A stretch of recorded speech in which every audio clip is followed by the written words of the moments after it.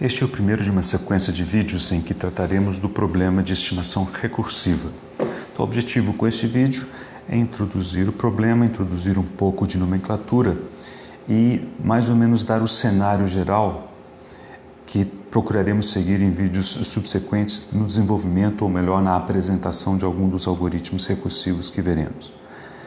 Muito bem, então vamos considerar o caso que temos visto até aqui. Isso está esquematicamente ilustrado nessa figura, em que mostro dois sinais, um sinal de entrada U, um sinal de saída Y. Observe que poderíamos ter apenas um sinal de saída ou poderíamos ter mais de um sinal de entrada. Isso não altera os algoritmos que temos usado. No caso de mais de uma saída, tipicamente temos um modelo para cada saída, mas são detalhes de ajustes. Os conceitos são praticamente os mesmos. Muito bem, o que a gente tem feito até aqui? Então, temos coletado esses dados, definido uma equação de regressão e passeamos com a equação de regressão ao longo desses dados. Então, deixa eu colocar aqui uma equação de regressão a título de ilustração. Então, escolhemos uma equação de regressão, alguma coisa que tem essa cara. Aqui eu vou deixar o chapéu para depois. Basicamente, como lemos isso? Dizemos que queremos estimar a saída ou explicar a saída do sistema, que no caso aqui é o sinal em azul, como uma combinação linear de variáveis regressoras que estão colocadas nesse vetor, que aparece transposto, então é uma linha. E essas variáveis regressoras dizem respeito a instantes anteriores a k, ou seja, até o instante k-1.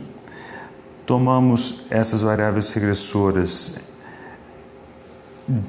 e as combinamos de forma linear com pesos que estão no parâmetro θ e pronto, temos uma estimativa da saída. Claro, como essa saída não é perfeita, imaginamos que existe um erro relacionado ao instante k. Muito bem. Essa equação de regressão, nós passeamos com ela ao longo dos dados, criando restrições ou escrevendo equações que conseguimos escrever em forma matricial, como y vetor igual a psi θ mais e. E uma solução a de mínimos quadrados para estimar o θ, vimos que é psi transposto psi menos 1 psi transposto y. Isso é feito com esse conjunto de dados todo, né?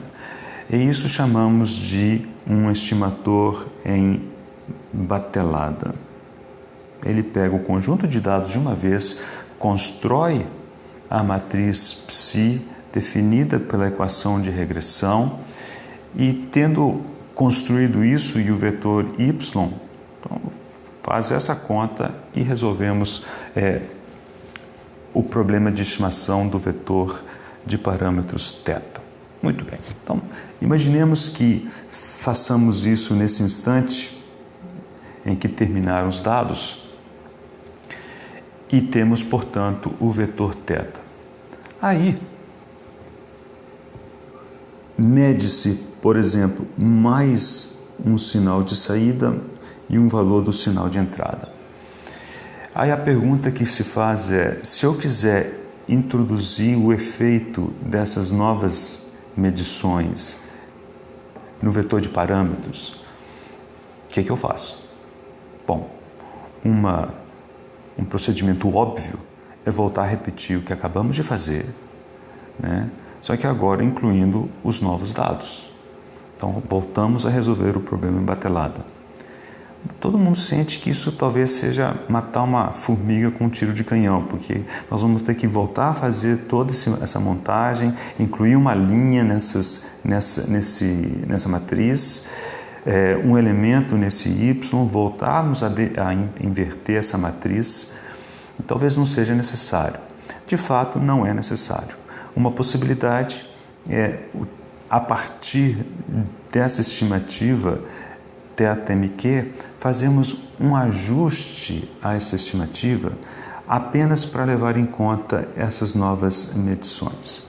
Muito bem, então, quando fazemos esse tipo de abordagem, é isso que chamamos de abordagem recursiva.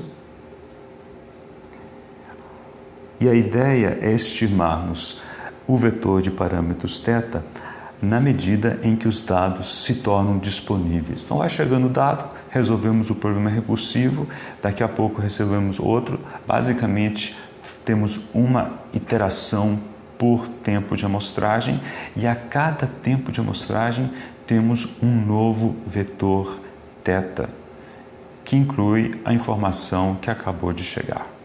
Ok? Então, esses são basicamente os dois mundos. Os conceitos que vimos nesse contexto continuam válidos na estimação recursiva. Então, nós vamos utilizar todo esse conhecimento que temos desenvolvido até agora. Antes de falar um pouquinho de nomenclatura, deixa eu fazer uma pequena observação em que a gente percebe que existe alguma confusão de uso de nomenclatura. Uma nomenclatura que às vezes as pessoas entendem ser equivalente no contexto de bateladas, falar de coisas offline e, no caso de recursiva, de online ou tempo real. Okay? Então, às vezes o pessoal fala assim, vamos estimar em tempo real, vamos estimar de forma online, referindo-se ao caso recursivo. Normalmente, esse é o caso. Contudo, essas denominações, elas são diferentes. Então, isso daqui não equivale, recursivo não equivale a isto e batelada não equivale a isto. Deixa eu explicar. Essas denominações, batelada e recursiva, tem a ver com os algoritmos. Vocês viram, este é um algoritmo em batelada.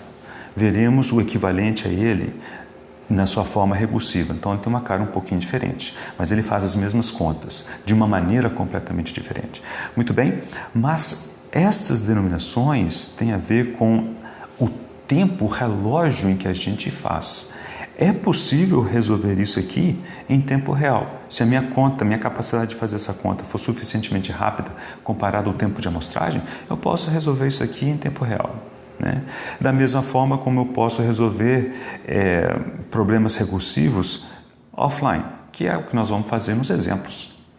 Agora, em aplicações em que a medição, as contas e a atuação no processo ela é monitorada de forma online, em tempo real, é natural de se utilizar estimadores recursivos.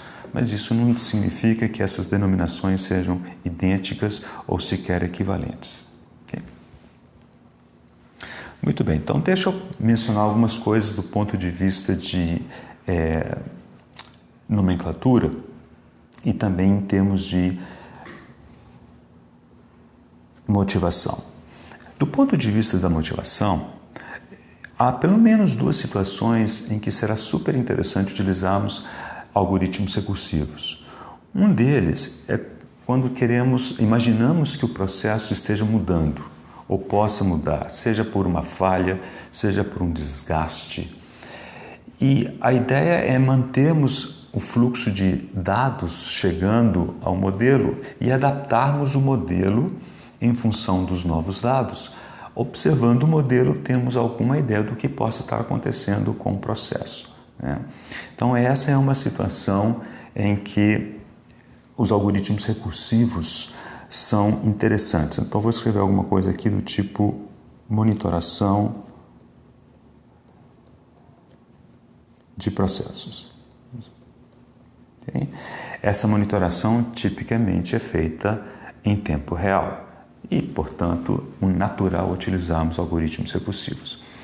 Uma outra motivação, e aí ela pode ser feita offline, é que os algoritmos recursivos, muitos deles não requerem a inversa então não requerem esta inversa. A gente não tem que fazer essa conta para o caso de uma única saída, por exemplo, a gente não requer essa inversa e, portanto, eles têm características, atenção, numéricas interessantes. Então, do ponto de vista numérico, pode valer a pena resolvermos o caso recursivo mesmo offline. Okay? Muito bem. Então, isso do ponto de vista da motivação. E, por fim, deixa eu fechar esse vídeo com um pouquinho de nomenclatura e aí nós deixaremos os desenvolvimentos para vídeos subsequentes. Então, voltaremos aqui à equação de regressão que eu havia escrito na imagem anterior. Agora eu vou colocar o chapéu, isso me exige colocar aqui o resíduo, ocorrido no instante K. Como agora nós vamos imaginar que faremos ações a cada iteração, a cada chegada de dado, a cada tempo de amostragem, nós teremos que explicitamente fazer constar nas equações essa iteração. E nesse caso, nós vamos fazê-la constar aqui pelo K e aqui pelo K. Isso significa que essa equação de regressão, então vou colocar assim, é a equação de regressão no instante K. Então, observe que no instante K, nós temos um vetor de parâmetros θk, temos um vetor de variáveis regressoras que foram coletadas até o instante anterior, K-1, fazemos essa conta para dar um palpite do valor medido no instante K e cometemos esse erro. Muito bem. Agora, dissemos que temos um vetor de parâmetros θ no instante K. No próximo instante, K mais 1, teremos um outro. K mais 2, teremos outro. Ou seja, como é que nós atualizaremos esse vetor de parâmetros θ? Então, essa aqui é a outra expressão importante de colocar aqui. Então, num determinado iteração K, teremos esse vetor θ, teremos que determinar esse vetor θ, e queremos fazer isso utilizando duas informações importantes. Por um lado, faz todo sentido utilizarmos o vetor estimado na iteração anterior. Nós não vamos jogar fora tudo que a gente já fez para começar de novo. Não, vamos atualizar o vetor anterior. E vamos atualizá-lo com informação que acabou de chegar, que é o dado no instante K. Então, tínhamos dados até K-1 com seus respectivos parâmetros, chegou um dado no instante K, eu quero atualizar esse vetor de parâmetros para ter um novo vetor de parâmetros no instante K. Então, faz sentido utilizarmos essas duas fontes de informação, o dado que acabou de chegar e o vetor de parâmetros que a gente já tinha. Então, a bem da verdade, é isso que tentaremos fazer e vamos fazer essa combinação de forma ponderada. Eu vou ponderar isso aqui por uma matriz JK, depois nós vamos dar um nome melhor para ela, e aqui também por um vetor KK. Então, observando aqui as dimensões, se θ então θ chapéu, obviamente, é um vetor de dimensão nθ, então isso aqui também é nθ, obviamente, J é uma matriz quadrada nθ por nθ. Okay? E se isso daqui é nθ, é um vetor nθ, porque eu tenho que somar vetores nθ para chegar em nθ, e isso aqui é um escalar, então o k de k é simplesmente um vetor nθ. Okay? O que a gente pode esperar ou requerer desse tipo de expressão? Nós queremos fazer uma atualização do vetor de parâmetros θ da melhor forma possível. E nesse da melhor forma possível, vamos imaginar que queremos atualizar θ sem introduzir viés e com a matriz de covariância a menor possível. Esses dois requisitos, esses dois critérios, eles fazem sentido a essas alturas do curso.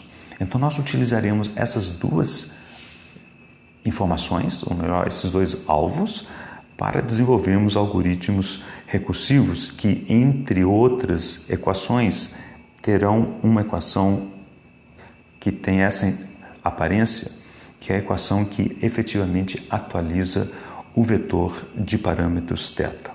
Então, a partir dos próximos vídeos, nessa sequência, desenvolveremos e apresentaremos alguns algoritmos que fazem precisamente isso.